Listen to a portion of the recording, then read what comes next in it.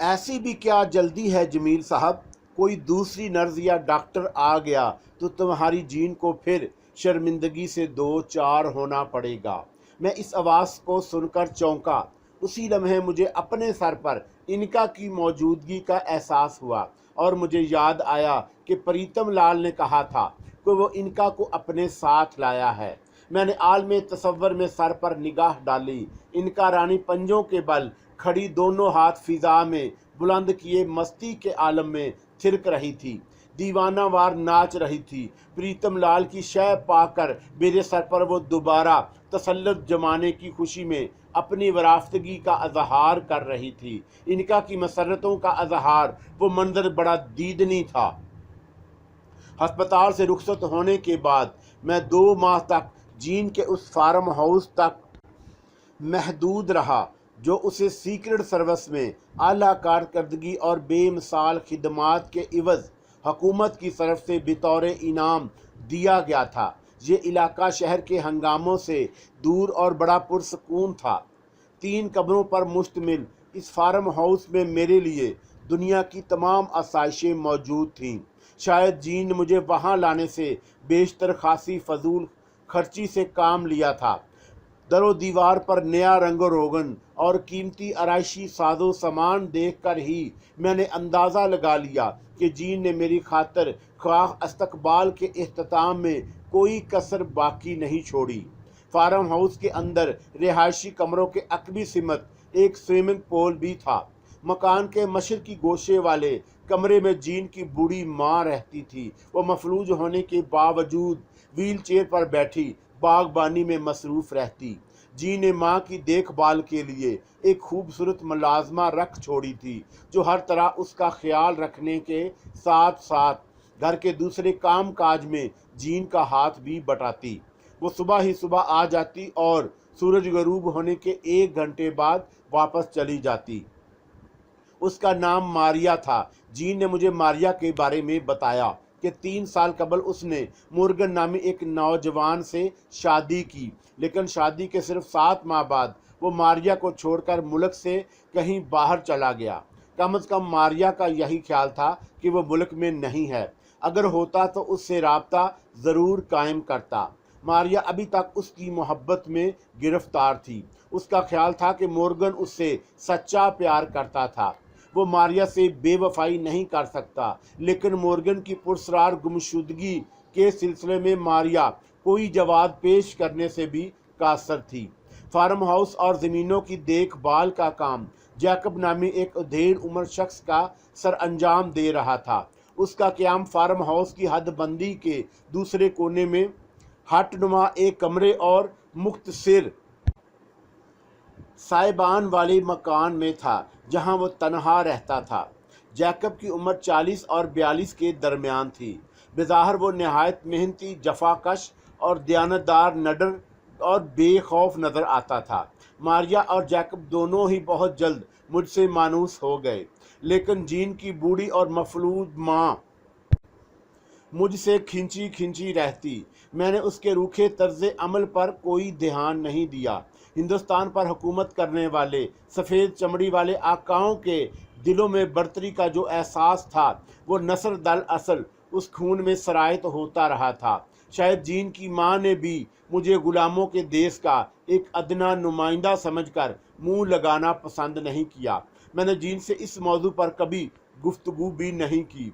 Gene ने मेरी सेहत याबी का जश्न बड़े पैमाने पर मनाने का इरादा कर लिया, लेकिन मैंने उसे मना कर दिया।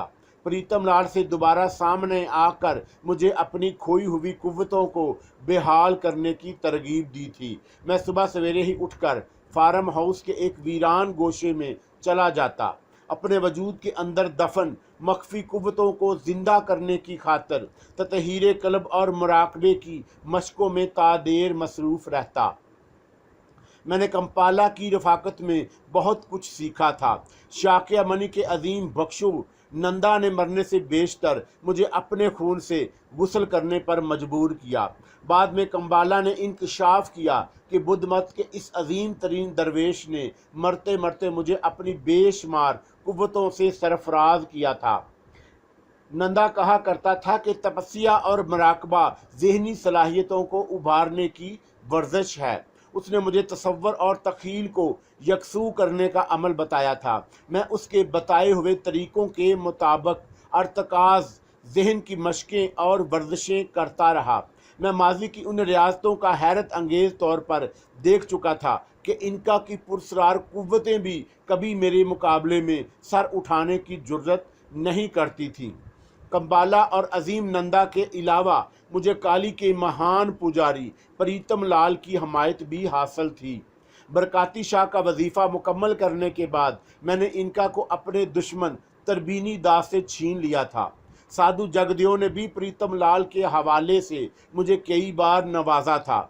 मेरे पास सैयद मजदूब की लाठी थी, जिसे देखकर प्रीतम लाल जैसे महान पुजारी की आंखें भी हैरत से फटी रह गईं।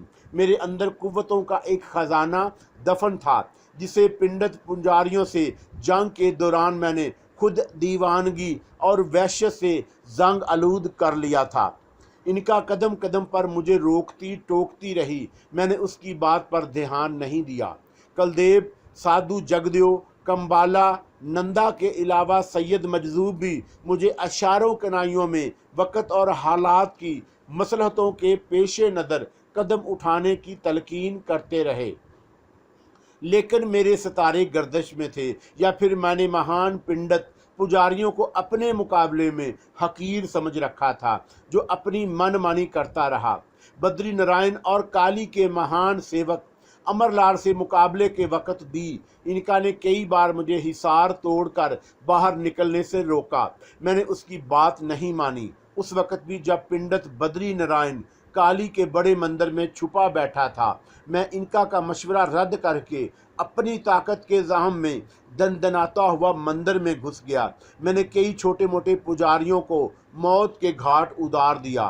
कई पुजारने और हसीन देवदासियां मेरी हवस का शिकार हो गईं।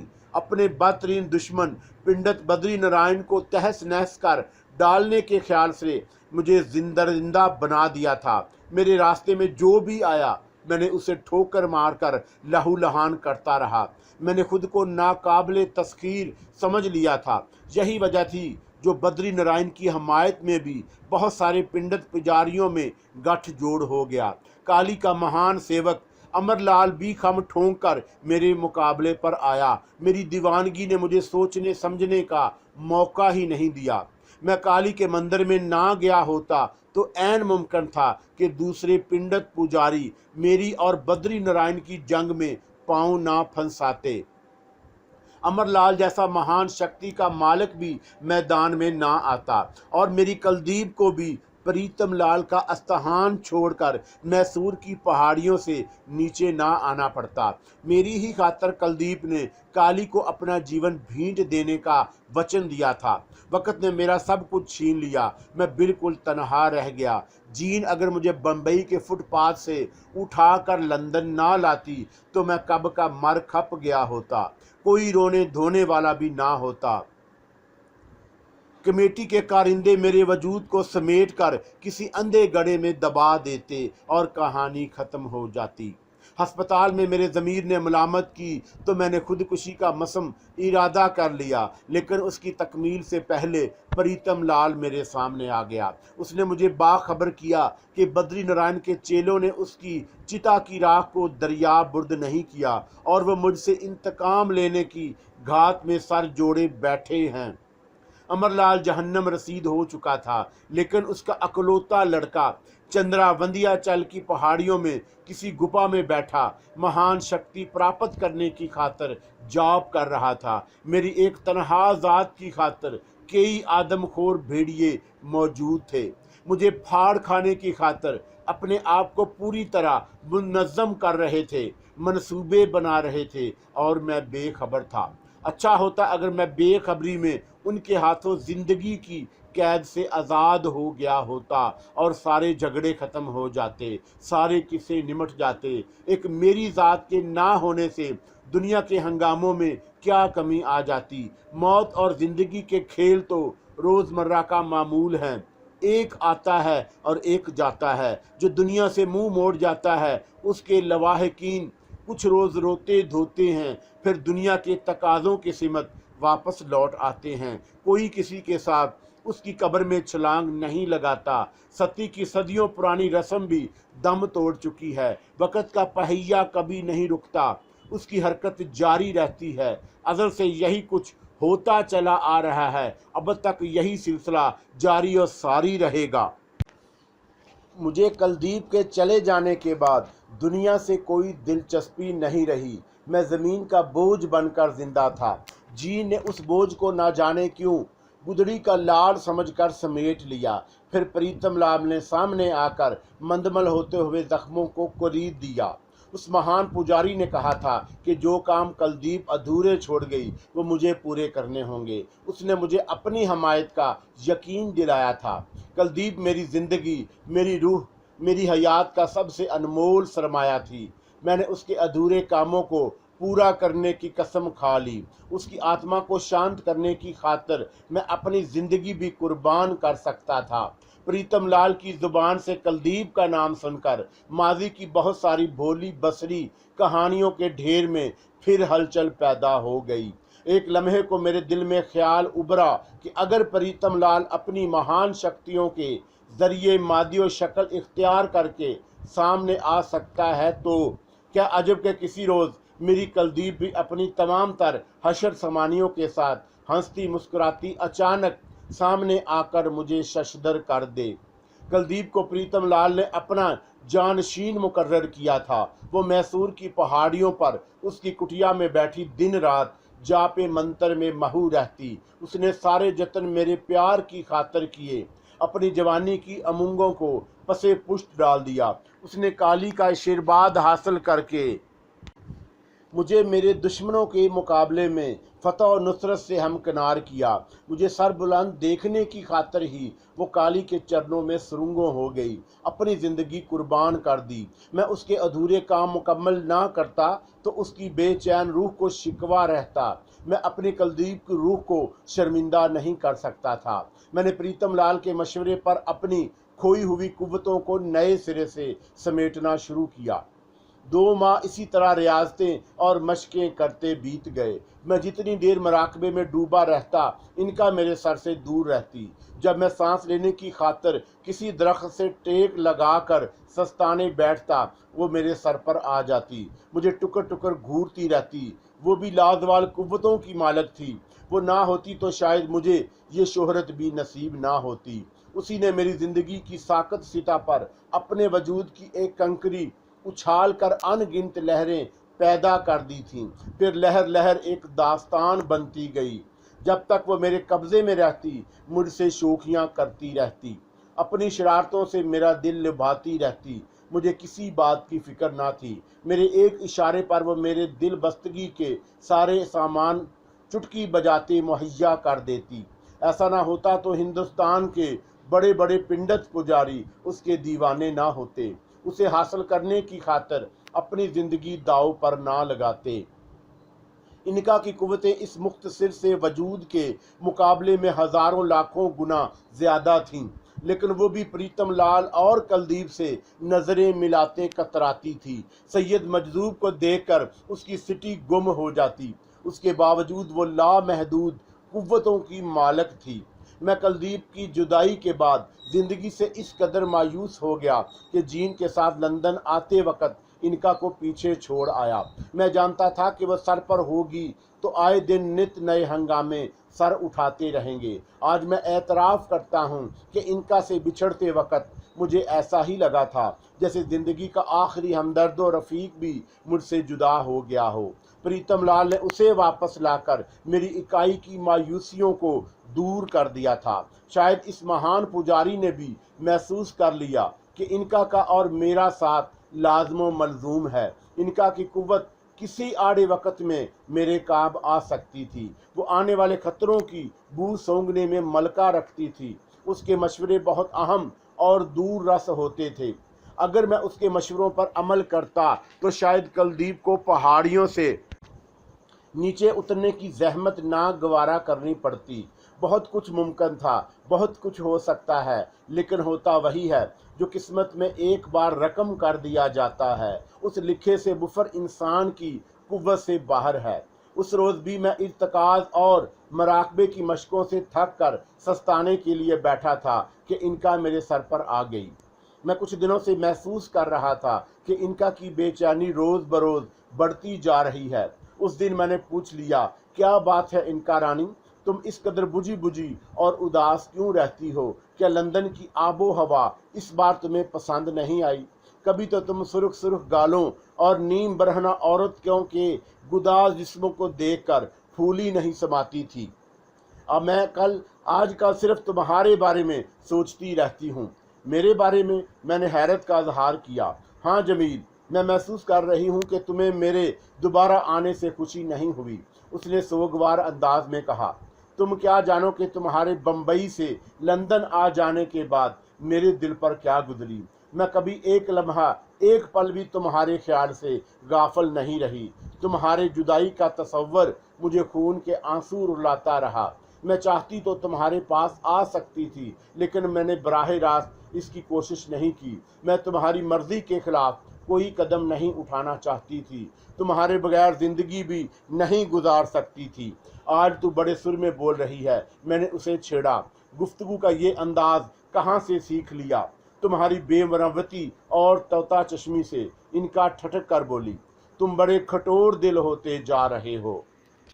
حالات نے بنا دیا ہے انکا رانی، میں نے سرد آہ بھری۔ انسان ماں کے پیٹ سے اداس یا غمگین پیدا نہیں ہوتا۔ تم نے جمیل احمد خان کی زندگی کا وہ روپ بھی دیکھا ہے جب حسین اور مہکتے چہروں کے درمیان شب و روز گزارا کرتے تھے۔ میں نے کبھی آنے والے کل کے بارے میں سوچنے کی ضرورت ہی نہیں محسوس کی۔ میرے پاس شاید اتنا وقت ہی نہیں تھا کہ کچھ سوچتا۔ تم میری زندگی کے شب و روز کے ایک ایک لمحے، ایک ایک ساعت کی گواہ ہو، لیکن نتیجہ کیا برآمد ہوا؟ کبھی تم مجھ سے روٹھ گئیں تو مجھے اپنے ایک ہاتھ سے محروم ہونا پڑا۔ تم دوبارہ مہربان ہوئیں تو میرے لیے عیش و عشرت کے خزانوں کے منہ کھل گئے۔ کبھی نرگس کے حالات کا شکار ہو جاتی تو میں مضطرب ہو جاتا۔ مالا میری جھولی میں ڈال دی گئی تو جیسے جینے کا بہانہ مل گیا۔ تزئین زندگی میں شامل ہوئی تو بہار آ گئی۔ کلدیپ اور میرے لیے وہ سگی اولاد سے کم نہیں تھی۔ اب بھی مجھے اس کی یاد ستاتی رہتی ہے۔ کیسے کیسے ساتھی میرے ہم رکاب رہے، پھر وقت نے کروٹ لی تو ایک ایک کر کے سب نے منہ موڑ لیا۔ کلدیپ چلی گئی تو میری زندگی میں گھپ اندھیرا ہو گیا۔ شاید میں بمبئی کے فٹ پاتھوں پر ایڑیاں رگڑتے رگڑتے اپنے انجام کو پہنچ جاتا کہ نہ جانے جین کہاں سے آ گئی۔ میں نے ملول آواز میں کہا، آگے کیا لکھا ہے کون جانے؟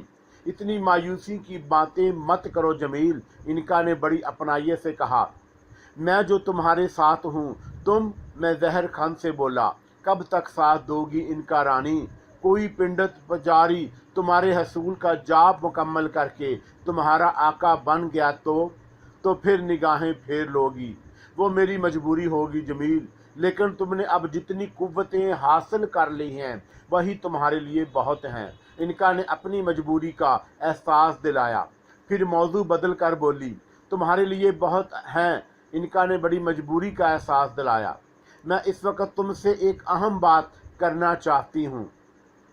کیا پھر تمہارے لیے غذا فراہم کرنے کی خاطر مجھے کسی صحت مند دوشیزہ کے خون سے ہاتھ رنگنے ہوں گے؟ یہ معاہدہ تو ایک عرصہ ہوا ٹوٹ چکا۔ انکا نے تیکھی نظروں سے مجھے دیکھا۔ کیوں دل جلانے کی بات کرتے ہو؟ اور کیا بات ہو سکتی ہے؟ میں نے دریافت کیا۔ میں تمہیں جیکب کے بارے میں بتانا چاہتی ہوں۔ کیا ہوا جیکب کو؟ میں نے چونک کر پوچھا۔ وہ جو کچھ اوپر سے نظر آتا ہے اندر سے اس کی ضد واقع ہوا ہے۔ انکا نے سنجیدگی اختیار کر لی۔ میں تمہیں اس سے محتاط رہنے کا مشورہ دوں گی۔ اس مشورے کی کوئی معقول وجہ بھی ضرور ہوگی۔ میں نے وضاحت چاہی۔ جیکب اس کا اصلی نام نہیں ہے، انکا میرے سر پر چہل قدمی کرتے ہوئے بولی۔ وہ امریکہ کا ایک مفرور قیدی مائیکل ہے جو اپنی خوبصورت اور نوجوان بیوی کرسٹی کو بدکاری کے شبے میں گلا گھونٹ کر مارنے کے بعد فرار ہو کر یہاں آ گیا ہے۔ 15-16 سال سے پولیس اس کی تلاش میں ہے۔ امریکہ میں اس کا قیام مشن گن کے دور دراز علاقے کی ایک مضافاتی بستی میں تھا جہاں زیادہ آبادی نہیں۔ مائیکل اسی علاقے میں بھی اپنے والدین سے بھاگ کر آیا تھا، اس لیے پولیس کے پاس کوئی باقاعدہ ریکارڈ نہیں۔ مائیکل یا جیکب سے مجھے کیا خطرہ لاحق ہو سکتا ہے؟ میں نے لاپرواہی سے شانے اچکائے۔ خطرہ مائیکل یا جیکب سے نہیں، تمہارے جین کی مفلوج ماں سے ہے۔ کیا مطلب؟ میں حیرت سے چونکے بغیر نہ رہ سکا۔ جین کی ماں سے میری کیا دشمنی ہے؟ جین اس کے لیے سونے کی چڑیا سے کم نہیں، انکا نے ہونٹ چباتے ہوئے کہا۔ وہ نسل پرست بڑھیا ایشیائی لوگوں سے شدید نفرت کرتی ہے۔ جین کے دل میں تمہاری محبت کی شدتوں کو محسوس کر کے اس چالاک عورت نے اب تک زبان نہیں کھولی، لیکن وہ تمہیں ایک آنکھ بھی پسند نہیں کرتی۔ جیکب درمیان میں کہاں سے آ گیا؟ میں نے سپاٹ لہجے میں سوال کیا۔ وہ جین کی ماں کا نمک خوار ہے، انکا نے کہا۔ جین نے جیکب کو ملازم رکھنے پر اعتراض کیا تھا۔ سیکرٹ سروس سے وابستہ ہونے کے سبب وہ کسی ایسے آدمی کو ملازمت دینے کے خلاف تھی جس کے ماضی کے بارے میں کسی بھی حوالے سے وہ کچھ نہ جانتی ہو، لیکن اس کی ماں نے اپنی بزرگی کا حق اختیار کرتے ہوئے جیکب کو ملازمت دے دی۔ تمہاری اطلاع میں ایک مجھے جھول نظر آ رہا ہے، میں نے کچھ سوچ کر کہا۔ ہو سکتا ہے کہ جین کی ماں میرے وجود کو جین کی زندگی میں برداشت کرنے پر آمادہ نہ ہو۔ یہ کوئی تعجب خیز بات نہیں، لیکن جیکب ایک مفرور قاتل ہے اور پولیس کی نظروں سے بھاگا ہوا، تو کیا وہ محض جین کے مفلوج ماں کے کہنے پر میرے لیے کوئی خطرہ مول لینے پر آمادہ ہو جائے گا؟ تمہاری سوچ بھی غلط نہیں، انکا نے کسمسا کر جواب دیا۔ پھر تھوڑے توقف سے بولی، سنو جمیل، میں جب تک تمہارے پاس ہوں جیکب جیسے سینکڑوں مجرم مل کر بھی تمہارا بال بیکا نہیں کر سکتے۔ میں تمہارے علم میں لائے بغیر بھی تمہارے کسی دشمن کو ٹھکانے لگانے کا حق رکھتی ہوں، لیکن تمہارے جین کے اس فارم ہاؤس میں کوئی ہلچل پیدا ہو یہ بھی مجھے گوارا نہیں۔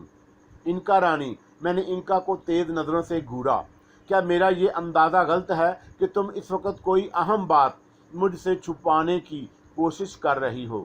جمیل صاحب، انکا نے معنی خیز انداز میں کہا، لندن میں عورتوں کی عمر سے نہیں بلکہ اس کے دل کی دھڑکنوں سے بڑھاپے یا جوانی کا اندازہ لگایا جاتا ہے۔ تم میرا اشارہ سمجھ رہے ہوگے۔ تم کیا کہنا چاہ رہی ہو؟ میں نے انکا کو ٹٹولتی نظروں سے گھورا۔ جین کی ماں کے ہاتھ میں جیکب کی کچھ ایسی کمزوری ہے کہ وہ اس کی کسی بات سے انکار نہیں کر سکتا۔ انکا نے ہاتھ ملتے ہوئے جواب دیا۔ تمہیں شاید یہ سن کر حیرت ہوگی کہ وہ مفلوج بڑھیا اپنی بیٹی کے مستقبل کے ساتھ ساتھ تمہیں اپنے راستے کا کانٹا بھی سمجھنے پر مجبور ہے۔ انکا نے بات جاری رکھی، جب تک تم فارم ہاؤس میں نہیں آئے تھے اس مفلوج عورت کے لیے تمام راستے کھلے ہوئے تھے۔ جن دنوں جین نائٹ ڈیوٹی پر گھر سے باہر رہتی تھی ان دنوں اس کی ماں جیکب کو اپنا تحفظ کے بہانے سے فارم ہاؤس میں سلا لیا کرتی تھی، پھر ان کے درمیان فاصلے ختم ہو گئے۔ مکار اور تجربہ کار بڑھیا نے ایسا جال بنا کہ جیکب اس میں بری طرح پھنس گیا۔ اب وہ اس کے اشارے پر عمل کرنے پر مجبور ہے۔ میں نے انکا کی بات سن کر حالات کے دور رس نتائج پر نگاہ ڈالی۔ مجھے یقین تھا کہ انکا مجھ سے دروغ گوئی نہیں کر سکتی۔ میرا ذاتی مشاہدہ بھی یہی تھا کہ مغربی تہذیب کی پروردہ عورتوں کی عمریں موت سے پہلے نہیں ڈھلتی، وہ زندگی کا ایک ایک لمحہ انجوائے کرنے کے فن سے بخوبی واقف ہوتی ہیں۔ ان کے نزدیک رشتے ناتوں یا شرم و حیا کے الفاظ صرف کتابوں کی حد تک محدود ہوتے ہیں۔ عملی زندگی میں انہیں ہر قسم کی شخصی آزادی حاصل ہوتی ہے، ان پر کسی بندش کا اطلاق نہیں ہوتا، انہیں اپنے کردار کو بنانے یا بگاڑنے کا پورا حق حاصل ہوتا ہے، کسی بات پرس کا خوف نہیں ہوتا۔ کس سوچ میں گم ہو گئے جمیل؟ انکا نے میری خاموشی کو महसूस करते हुए दबी जुबान में कहा, तुम्हारा क्या ख्याल है, क्या जीन को हालात का अंदाज़ा नहीं? मैंने यूं ही सरसरी तौर पर पूछ लिया। मैंने जीन को बहुत करीब से बढ़ता था। वो सीक्रेट सर्विस से वाबस्ता होने के बावजूद बहुत मासूम और सीधी सादी लड़की थी, लेकिन किरदार के मामले में वो बड़ी ठोस वाक़या हुई। अगर जैकब के माजी या हाल की भिनक भी उसे मिली होती तो शायद वो एक पल के लिए भी बर्दाश्त करने पर आमादा ना होती। इनका ने भी वही जवाब दिया जो मेरे दिल की आरज़ू थी।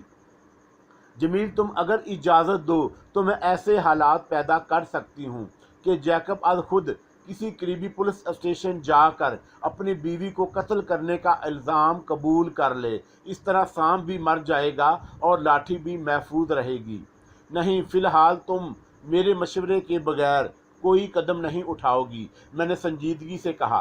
फिर गुफ्तगू का रुख बदलते हुए बोला, प्रीतम लाल ने मुझे अस्पताल में बताया था कि वो तुम्हें अपने साथ लाया है। तुम्हारी उसकी मुलाकात कहाँ हुई? मैं तुम्हारे पास आने की खातिर बेचैन थी जब वो महान पुजारी एक दिन खुद ब खुद मेरे सामने आ गया। उन दिनों मैं एक हसीना को अपने जाल में फांसने की ताक में थी। तुम जानते हो कि इंसानी खून मेरी ग़िज़ा है, लेकिन मैं किसी को कत्ल करने की ताकत से महरूम हूँ। चुनाचा मैं उस लड़की को वर्गला कर उस इलाके में ले गई जहाँ दिन सोते और रातें जागती हैं।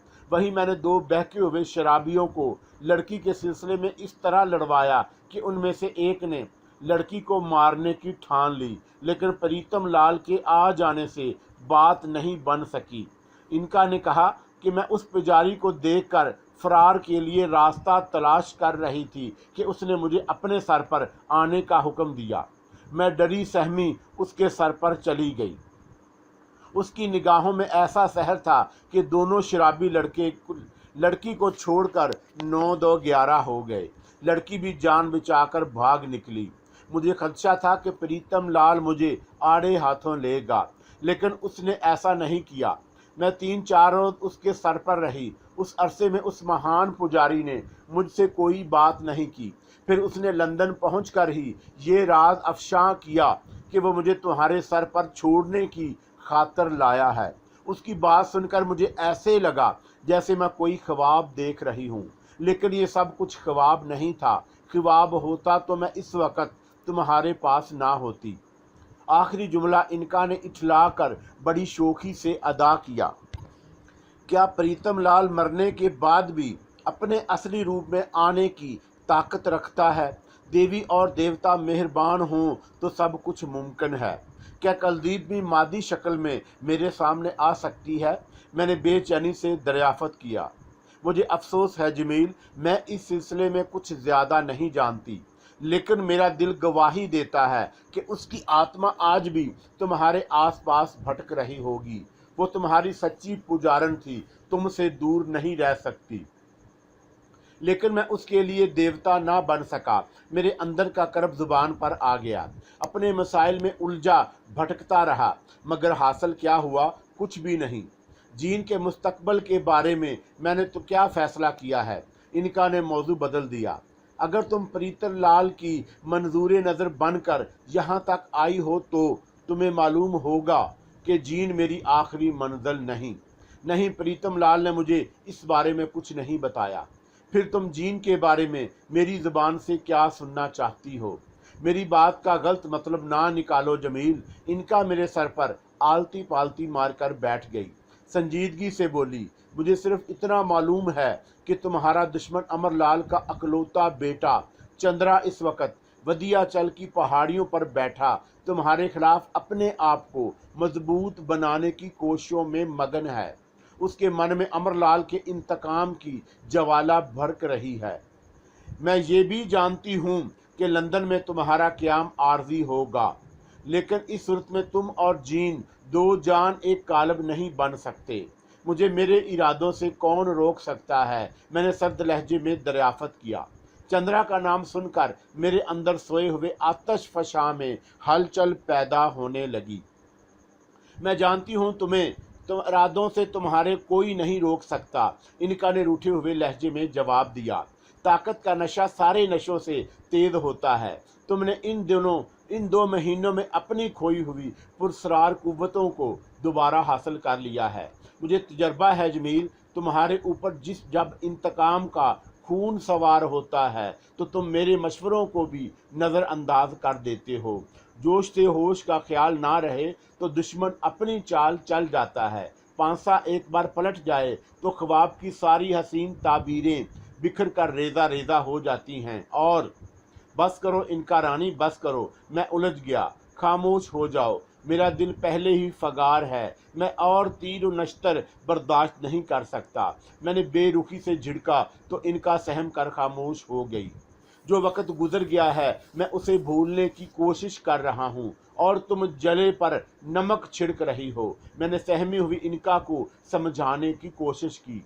मैं लंदन अपनी मर्जी से नहीं आया। कुलदीप के बाद मुझे जिंदगी से कोई प्यार नहीं रह गया। मैंने मैसूर की पहाड़ी पर उसी वक्त अपनी कुलदीप के साथ लंबे सफर पर जाने का इरादा किया था जब काली का दिया हुआ वचन उसे मेरी बाहों से घसीट कर मौत की वादी की तरफ ले जा रहा था।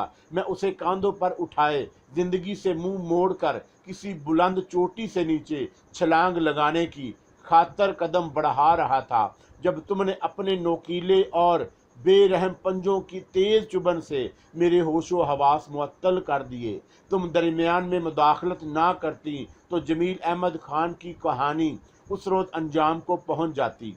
मेरी गुज़श्ता सरगुज़श्त इतनी तवील ना होती। इतनी फुर्सत किसके पास है जो मेरी अलम अंगेज आप बीती मेरी दास्तान इबरत सुनता रहेगा, और मैं कहाँ तक खुद को बेकसूर और मजलूम साबित करता रहूँगा। सब जानते हैं कि ताली एक हाथ से नहीं बजती, दूसरे हाथ की शमूलियत शर्त होती है। और तुम ये क्यों फरामोश कर रही हो कि मेरी इस खौनखचां दास्तान की असल जिम्मेदार तुम हो। तुम राम दयाल की माँ ने सबसे पहले मुझे तुम्हारे हसूल की खातर सबसबाज दिखा कर उकसाने की कोशिश की थी, लेकिन मैंने उसकी पेशकश मुस्तरद कर दी थी। और उसके बाद क्या हुआ? तुम छल्लावा बनकर मेरे वजूद से चिमट गईं। फिर मेरी जिंदगी के नए नए बाब रकम होने लगे। तुमने अपनी ताकत के ऐसे ऐसे होशरबा करिश्मे दिखाए कि मैं बहकता चला।